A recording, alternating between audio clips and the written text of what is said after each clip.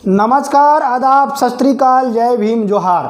मेरा नाम है कन्हैया कुमार और आज फिर हम बहुजन समाज पार्टी को लेकर के चर्चा करने वाले हैं। कहीं ना कहीं लोगों के मन में सबसे ज़्यादा सस्पेंस यह है कि बहन कुमारी मायावती जी एनडीए में जाती हैं या इंडिया गठबंधन में। ये सस्पेंस कहीं ना कहीं हमारे बहुजन समाज के लोगों के बीच में बना हुआ है। तो आज हम इस पर भी विस्तार पूर्वक चर्चा करेंगे। साथ साथ हम इस पर भी चर्चा करेंगे कि यदि किसी पार्टी के साथ जाती हैं या नहीं जाती हैं तो किसको क्या नफ़ा नुकसान हो सकता है, तो हम इस पर भी चर्चा करेंगे। साथ साथ आप लोगों के साथ ये भी चर्चा करेंगे क्या आने वाले भविष्य में बहन कुमारी मायावती जी एनडीए के साथ मिलकर क्या प्रधानमंत्री बन सकती हैं, ये भी हम चर्चा करेंगे। क्योंकि कहीं ना कहीं लोगों के मन में है कि आने वाले समय में यदि बहन कुमारी मायावती जी इंडिया गठबंधन में नहीं जाती हैं तो आने वाले चुनाव में, जो आने वाला लोकसभा का चुनाव है, कहीं ऐसा नहीं करी मायावती जी एनडीए के साथ मिलकर शायद प्रधानमंत्री बनने की सोच रही हों। तो ये भी कहीं ना कहीं लोगों के अंदर सस्पेंस बना हुआ है। तो सबसे पहले हम लोग चर्चा करने वाले हैं कि क्या बहन कुमारी मायावती जी किसी गठबंधन के साथ जाना चाहती हैं या नहीं। तो मैं आपको बता देना चाहूँगा कि अभी फ़िलहाल में मंगलवार को बहन कुमारी मायावती जी ने कॉन्फ्रेंस के माध्यम से पूरे देश के लोगों को ये सस्पेंस शायद दूर कर दिया था और शायद आज तक शायद ये बात पहुंच भी गई होगी कि जो बहन कुमारी मायावती हैं वो इंडिया गठबंधन के साथ नहीं जा रही हैं। कई नेताओं ने इंडिया गठबंधन के ये भी कहा कि बहन कुमारी मायावती जी हमारे गठबंधन के साथ आ रही हैं, लेकिन बहन कुमारी मायावती जी ने प्रेस कॉन्फ्रेंस के माध्यम से ये सस्पेंस बिल्कुल ही दूर कर दिया। जहाँ तक लोगों का ये सोचना है कि बहन कुमारी मायावती जी एनडीए गठबंधन के साथ मिलकर कहीं प्रधानमंत्री बनने की तो नहीं सोच रही है। इस बात को मैं लेकर ये आप लोगों को बताना चाहूँगा कि बिल्कुल हो सकता है। मैं किसी तरीके से बिल्कुल इस चीज़ को नकार नहीं सकता, क्योंकि आप लोगों को शायद ये पता होगा कि बहन कुमारी मायावती जी उत्तर प्रदेश की 4 बार मुख्यमंत्री बनी है और 4 बार में लगभग 3 बार बीजेपी का साथ रहा है और उनके सहयोग से 3 बार मुख्यमंत्री बनी है। एक बार वो स्वतंत्र रूप पर मुख्यमंत्री बनी थी। तो कहीं ना कहीं इस बात को मैं क्लैरिटी के साथ नहीं कह सकता हूं कि वो इंडिया गठबंधन के साथ नहीं जा सकती। ऐसा बिल्कुल है, क्योंकि उनकी कहीं ना कहीं सोच होती है कि यदि सत्ता में हम रहेंगे, चाहे किसी के माध्यम से रहें, तो कहीं ना कहीं हमें सत्ता में आना ज़रूरी है और सत्ता में आकर के हम अपने लोगों की भलाई ज़्यादा कर सकते हैं। कहीं ना कहीं कुछ लोगों का ये भी मानना है कि वो आने वाले भविष्य में हो सकता है इंडिया गठबंधन के साथ भी जाएं। तो मुझे जहां तक मेरी राय है कि अधिकतर ऐसा माना जाता है कि लगभग 80 लोकसभा सीटों वाले प्रदेश में बहन कुमारी मायावती यदि 30 से 35 सीटें लाने में सक्षम हो जाती हैं तो कहीं ना कहीं बहन कुमारी मायावती जी का पीएम बनना लगभग तय हो जाएगा। क्योंकि पहले ही बहन कुमारी मायावती जी ने ये घोषणा कर दी है कि हम चुनाव सिर्फ स्वतंत्र रूप में लड़ना चाहते हैं और हम अकेले ही चुनाव लड़ेंगे। दूसरी बात करूं मैं एनडीए गठबंधन की, तो कहीं ना कहीं आजकल भाजपा अलग कॉन्फिडेंस में है। उनको कहीं ना बहन कुमारी मायावती जी को एनडीए गठबंधन में इसलिए नहीं लेना चाहेंगे क्योंकि बहन कुमारी मायावती लगभग 80 सीटों में से 40 सीटें अपने लिए ज़रूर मांगेंगी और कहीं ना कहीं बीजेपी को लग रहा है कि बहुजन समाज पार्टी का जो वोट बैंक है, इनका जनाधार है, कहीं ना कहीं घट रहा है। लेकिन चाहे वो कोई भी पार्टी हो, कांग्रेस हो, बीजेपी हो, जितनी भी बड़ी पार्टियां हैं, उनको शायद इस बात को समझना पड़ेगा कि आने वाले भविष्य में बहन कुमारी मायावती जी का जो जनाधार रहा है, जो वोट बैंक रहा है, उनका लगभग हमारे भारत देश में 20 से 21% दलितों की आबादी मानी जाती है और कहीं ना कहीं आज भी बहन कुमारी मायावती से जो हमारा दलित समाज है वो आज भी चिपका हुआ है। मैंने कई प्रकार से देखा है और इस चीज़ को अच्छे तरीके से देखा है। आज मैंने कल भी आप लोगों को वीडियो के माध्यम से बताया था कि कहीं ना कहीं चंद्रशेखर आज़ाद रावण जी के साथ तो खड़े हो जाते हैं, लेकिन जब वोट की बात आती है, राजनीति की बात आती है, तो बहन कुमारी मायावती जी को जरूर सपोर्ट करते हैं। ये सबसे बड़ा एग्जाम्पल आप लोगों के सामने देखने को मिलता है। लेकिन आने वाले भविष्य में कुछ तय नहीं किया जाता है, क्योंकि जो चंद्रशेखर आज़ाद रावण है वो कट्टर अम्बेडकरवादी हैं और कहीं ना कहीं मुखरता से दलितों की लड़ाई लड़ते हैं। दूसरी चीज़ मैं आप लोगों को ये कहना चाहूँगा कि यदि किसी प्रकार से इंडिया गठबंधन में मायावती जी शामिल नहीं होती है तो किसे नुकसान होगा।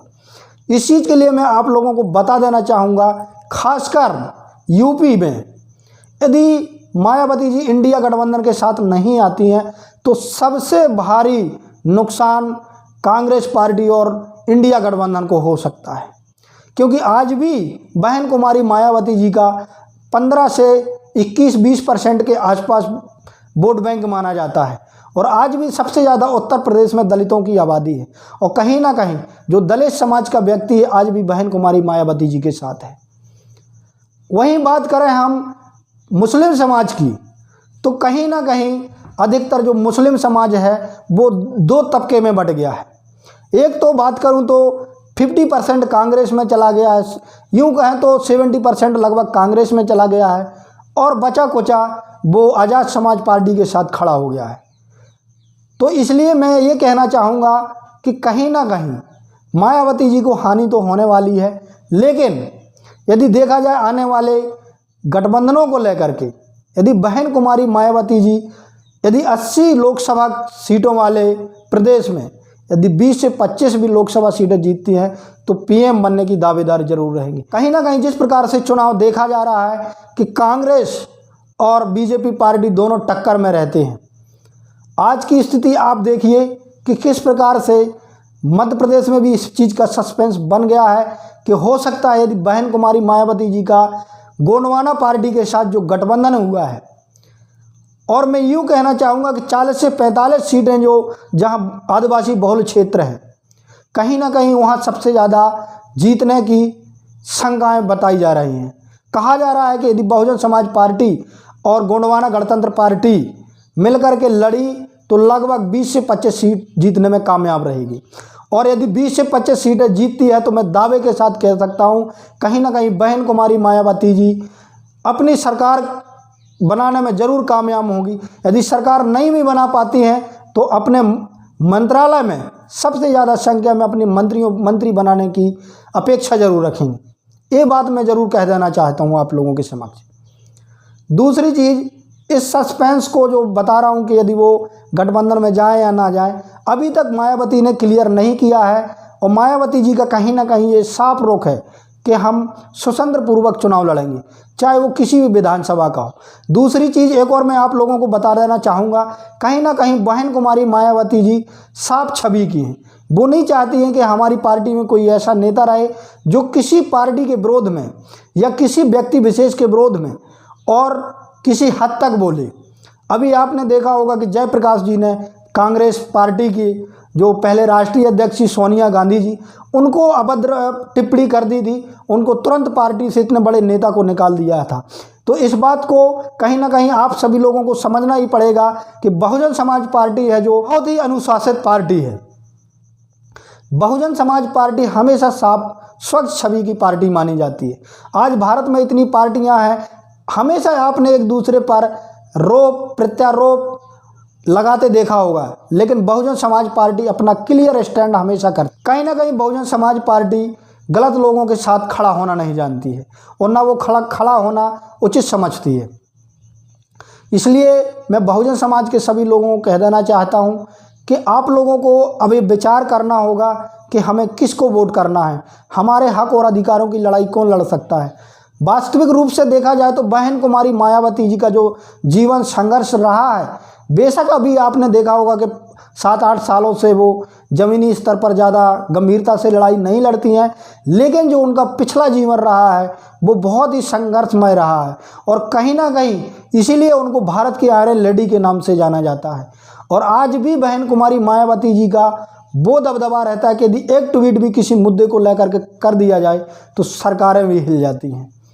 तो कहीं ना कहीं आप बहुजन समाज पार्टी को कमज़ोर ना समझें और कभी हमें इस चीज़ को लेकर के निराश नहीं होना चाहिए कि हमारी पार्टी का जनाधार घटता जा रहा है। आप देख रहे हैं कि अभी कुछ वर्ष पहले ही बीजेपी पार्टी का क्या हाल था, लेकिन आज लगातार 2 पंचवर्षीय से और केंद्र में भी सत्ता में है। अभी आप देख रहे हैं कई प्रदेशों में लगभग उनकी सरकार है। तो हम इस चीज़ को अंदाज़ा नहीं लगा सकते कि आने वाले भविष्य में क्या हो सकता है। इसलिए हमेशा हमें बहुजन समाज पार्टी के यदि हम कार्यकर्ता हैं तो हमें बहुत ही सोच समझकर इस चीज़ का निर्णय लेना चाहिए कि हमको किसके साथ जाना चाहिए। बहुजन समाज पार्टी के साथ खड़े होना है, आज़ाद समाज पार्टी के साथ खड़े होना है। SC ST OBC समाज का व्यक्ति ज़रूर एक बार सोचेगा, कहीं ना कहीं इसकी गंभीरता को भी समझेगा कि हमारे हक और अधिकार की लड़ाई कौन लड़ता है। आपने देखा होगा बहन कुमारी मायावती जी का संघर्ष, अभी कुछ समय पहले आपने वो वीडियो बहुत वायरल भी देखा होगा। कहीं ना कहीं हमारे बहुजन समाज के लोगों को ये समझना होगा कि बहन कुमारी मायावती जी ने यदि हमारे लोगों की बात रखने को यदि लोकसभा में नहीं मिली थी तो उन्होंने वहाँ से इस्तीफा दे दिया था। कहीं ना कहीं इतनी समर्पित कार्यकर्ता है वो, और शायद उनके संघर्ष को कभी भुलाया नहीं जा सकता है। अंत में BM News 90 की आपसे गुजारिश है कि अभी तक आपने हमारे चैनल को सब्सक्राइब नहीं किया है तो चैनल को सब्सक्राइब कर लें, साथ में बेल आइकन को भी प्रेस कर लें। और मैं आपसे निवेदन करना चाहूँगा कि हमारे चैनल में रेगुलर बने रहें ताकि आने वाले भविष्य में बहुजन समाज की खबरें आप तक बड़े आसानी से पहुंचती रहें और हम सच्चाई के साथ बहुजन समाज की जो मुद्दे हैं, बहुजन समाज की जो लड़ाई है, ईमानदारी से लड़ते रहें। धन्यवाद।